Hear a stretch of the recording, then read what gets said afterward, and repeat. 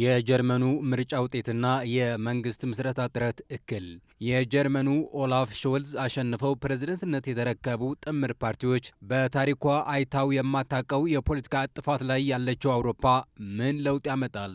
ለመሆኑ 21ኛው የጀርመን አጠቃላይ ምርጫ በወግ አጥባቂዎች ፓርቲ ድል መጠናቀቁን ተከትሎ ሁለቱ ፓርቲዎች በጋራ 208 መቀመጫዎችን ማሸነፋቸው ተከትሎ የዚህ ጥምር ፓርቲ ፕሬዝደንትነት የተረከቡ ወግ አጥባቂው ፍሬድሪሽ ሜርስ ማን ናቸው? ቻናላችን ሰብስክራይብ እንድታደርጉ እንጋብዛችኋለን። አንጌላ ሜርክል ቀደም ብለው በ2021 ከፖለቲካ ፓርቲ ራሳቸው እንደሚያገሉ ካሳወቁ በኋላ ወደ ፓርቲያቸው የተመለሱት ወግ አጥባቂ ሜርስ በሶስተኛው ሙከራቸው በጎርጎረሳውያን 2022 የክርስቲያን ዲሞክራሲ ህብረት ፓርቲ ማለትም ሲዲዩ መሪ ለመሆን በቁ። ከዛሬ 25 ዓመት በፊት የጀርመን የስደት ፖሊሲ ሊያስከትል ስለሚችላቸው ተጽዕኖዎችን ቅሬታቸው ሲያቀርቡ የነበሩት ሜርስ በጀርመን የተካሄደው ምርጫ በበላይነት ያሸነፉት እህትማማቾች የዲሞክራሲ ፓርቲና የክርስቲያን ሶሻል ህብረት ፓርቲዎች ተጣምረው መንግስት መሆናቸው ታውቋል።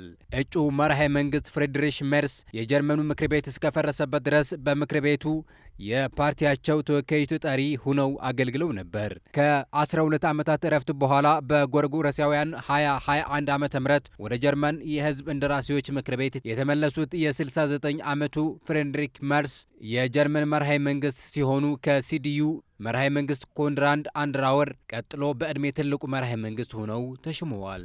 የህግ ባለሙያው ሜርስ የዶቼ ክሪስቶፈር ስትራክ እንደገለጻቸው ከሆነ ዘለግ ያሉት ፖለቲከኛው ሜርስ ወደ ክፍል አንድ ሲገቡ ወይም ደግሞ መድረክ ላይ ሲወጡ ትኩረት ይስባሉ። ከሰዎች ጋር በቀጥታ ሲነጋገሩ ሰዎች ሊቀርባቸው የሚችሉና ቀልደኛ እንደሆኑ ይነገርላቸዋል። ሁለት ፖለቲካ ህይወት ያላቸው ሜርስ አንደኛው ከምስራቅ ጀርመኗ የክርስቲያን ዲሞክራት ፖለቲከኛ አንጌላ ሜርክል በፊት ሲሆን ሌላኛው ደግሞ ከሷ በኋላ ያለው ህይወት ነው። አንጌላ ሜርክል ከጎርጎሮሳውያኑ 2002 ዓ.ም በጀርመን ምክር ቤት የተቃዋሚዎቹ የእህትማማቾቹ ፖለቲካ መሪ ሲሆኑና በኋላም ላይ በጎርጎሮሳውያን 2005 የመራሄ መንግስትነቱ ስልጣን ሲጨብጡ ይበልጥ ወግ አጥባቂ የነበሩት ሜርስ ገለል ብለው ለዓመታት ከፖለቲካው ርቀው ነበር።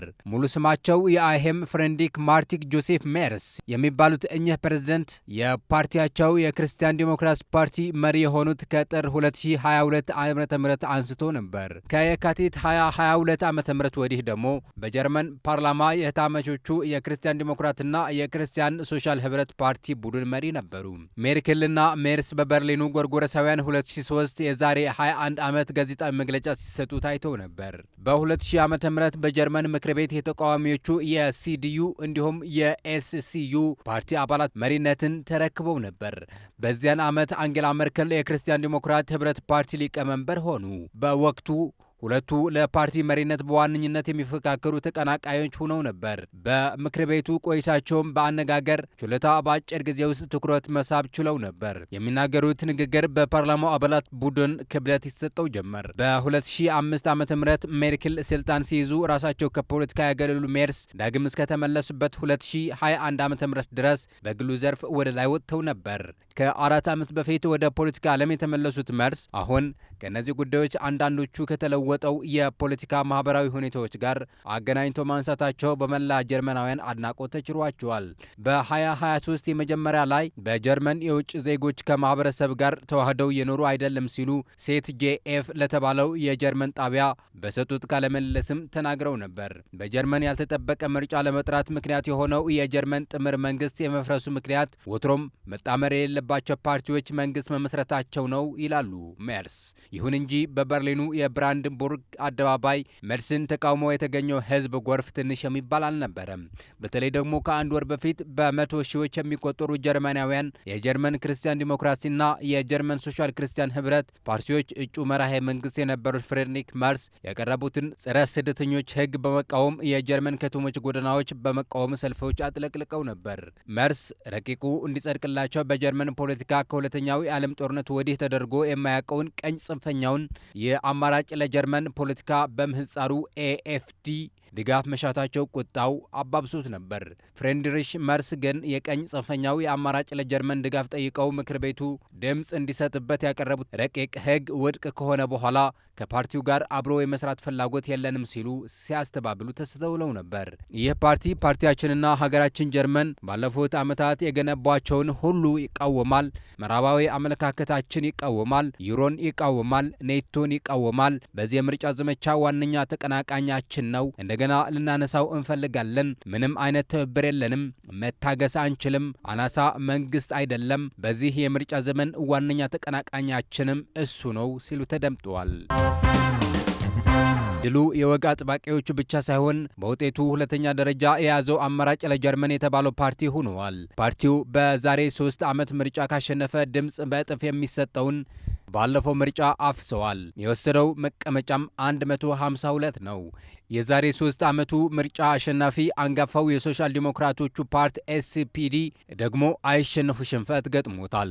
እንደ ትንበያው ከሆነ ሶስተኛው ደረጃ ያገኘው ፓርቲ 120 መቀመጫዎች ብቻ ነበር ያሸነፈው።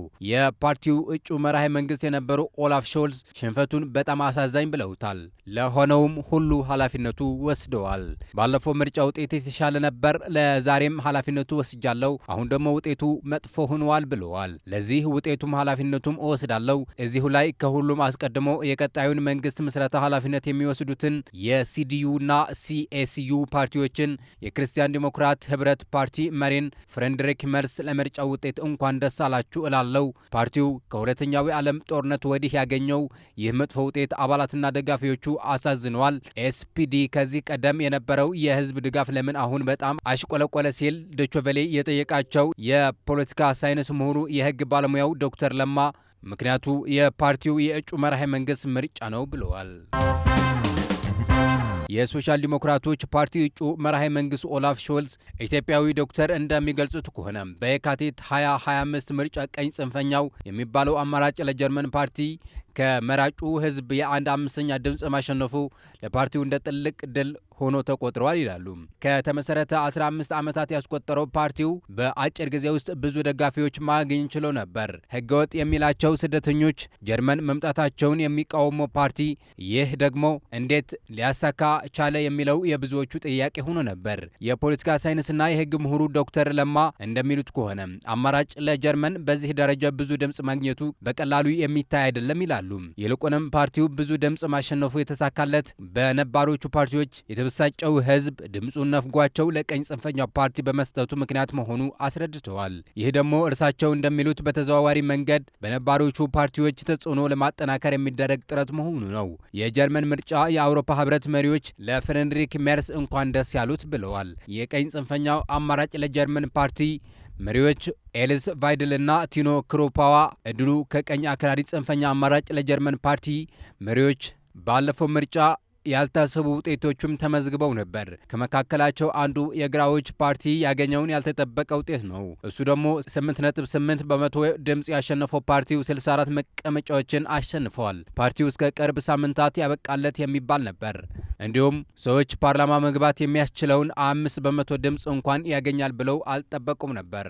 የሆነው ግን በተቃራኒው ነበር። ለቀድሞው ጥምር መንግስት መፍረስ ምክንያት የሆነው የነጻ ዲሞክራቶቹ ፓርቲ በጀርመን ምክር ቤት መግባት የሚያስችለው ድምፅ እንኳን ማግኘት ሳይችል ቀርቷል። በዚህ ሰበብም የፓርቲው መሪ ክርስቲያን ሊንድረር ራሳቸው ከፖለቲካው ዓለም መግለላቸው አስታውቀዋል። ሊንድረር ፓርቲው ምክር ቤት መግባት ባለመቻሉ በሰፊው እየተወቀሱ ይገኛሉ።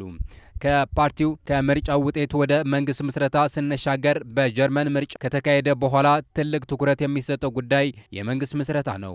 አሸናፊው ፓርቲ መንግስት ለመመስረት ከሌሎች ፓርቲ ጋር ለመጣመር ንግግሮች፣ ድርድሮች ማካሄድ ይኖርበታል። አንዳንዴ ንግግሩም ሆነ ድርድሩ ተፋጥኖ መንግስት በቶሎ ሲመሰረት፣ ሌላ ጊዜ ደግሞ በተለይ የተለያዩ አቋም ያላቸው ፓርቲዎች ለመጣመር የሚያደርጉት ንግግር ከተጠበቀው ጊዜ በላይ ሊወስድ እንደሚችል ብዙዎች ተንታኞች እየገለጹ ናቸው።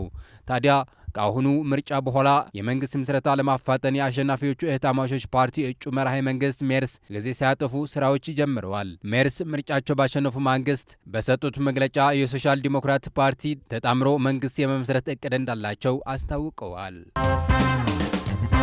የዚህ ውጤት ለመሆኑ በአውሮፓና በኢትዮጵያ ምን ያስከትላል? ከጥምር ፖለቲካው ፓርቲ ጋር መነጋገራቸው የገለጹት ሜርስ በሚቀጥሉት ጥቂት ቀናት ውስጥ ከመራሄ መንግስት ኦላፍ ሾልዝ ጋር እንነጋገራለን ብለዋል። ምክንያታዊ የሆነ የሽግግር ጊዜ እናዘጋጃለን ያሉት ሜርስ መንግስት ምስረታው ጥቂት ሳምንታት ሊወስድ እንደሚችል ጠቁመዋል። እህታማቾቹ የክርስቲያን ዲሞክራሲና የክርስቲያን ሶሻል ህብረት ፓርቲ የሚመሰረተው ጥምረት መንግስት እንደ ዶክተር ለማ ጠንካራ መንግስት ሊሆን አይችልም። ይህም የሚሉበትን ምክንያት እንደሚከተለው ያቀርባሉ። የመንግስት ምስረታው ጥረት የቀጠለበት በአሁን ጊዜ ከመንግስት ምስረታው የተገለለው የሁለተኛ አሸናፊ ፓርቲ የአማራጭ ለጀርመን መሪ ኤልስ ቫይድል ነባር ፓርቲዎችን እነርሱን ማግለል እንዲያቆሙ ጠይቀዋል።